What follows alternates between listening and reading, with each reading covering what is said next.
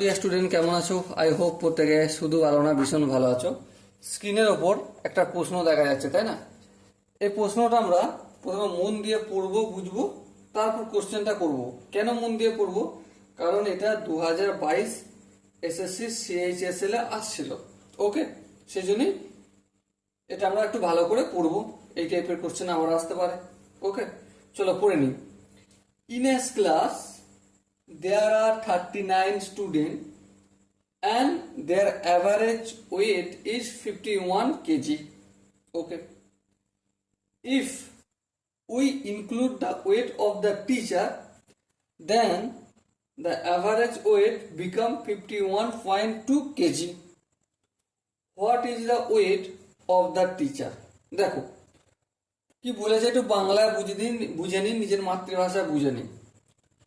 39 জন ছাত্র, average wait হচ্ছে 51 KG করে। যদি তাদের সঙ্গে তাদের টিচারের ওয়েটকে অ্যাড করা হয় তাহলে 51.2 মানে 51.2 কেজি হয়ে যাবে অ্যাভারেজ ওয়েট। তাহলে টিচারের ওয়েট কত? দেখো কতজন ছাত্র? 39 জন। এক একজনের ওজন কত? 51। তাহলে মোট ওজন কত? 39 গুণিতক 51 সমান কত হবে? 1989। ওকে, এবার যদি তাদের টিচারকে তাদের ওয়েটের মধ্যে ধরা হয় তাহলে কতজন হয়ে গেল? 40 জন।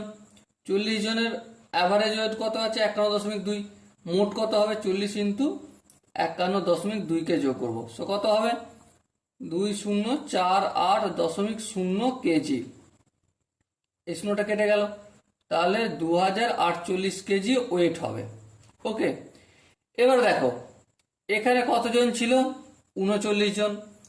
এখানে কতজন হয়েছে? 40 জন। তাহলে এখানে অ্যাড কে হয়েছে? টিচার অ্যাড হয়েছে।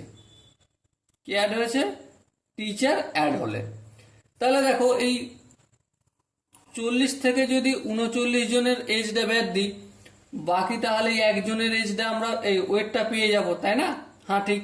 তাহলে বিয়োগ করে দিলে সিম্পলি পেয়ে যাব 20481989। 9 কয় দেয় 18, 9 কয় দেয় 18, 9 দিতে হাতে 1, 8 9, 9 কয় দেয় 14, 9 10 11 12 13 14।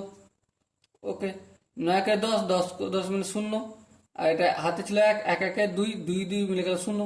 তাহলে কত কেজি ওয়েট হবে? 59 কেজি। ওকে, সো দেখো এখানে যে 4টে অপশন আছে তার মধ্যে কোন অপশনটা ঠিক? অবশ্যই 2 নম্বর অপশনটা ঠিক। Okay, so dear student, I hope প্রত্যেকের এই কোশ্চেনটার আনসার বোঝা গেছে। যদি কোনো জায়গায় কনসেপ্ট বুঝতে অসুবিধা হয় তার জন্য কি করতে হবে? কমেন্টে অবশ্যই জানাতে হবে। ওকে, আর দেখা হচ্ছে পরবর্তী সেশনে। ততক্ষণ পর্যন্ত ভালো থেকো, সুস্থ থেকো এবং জয় হিন্দ।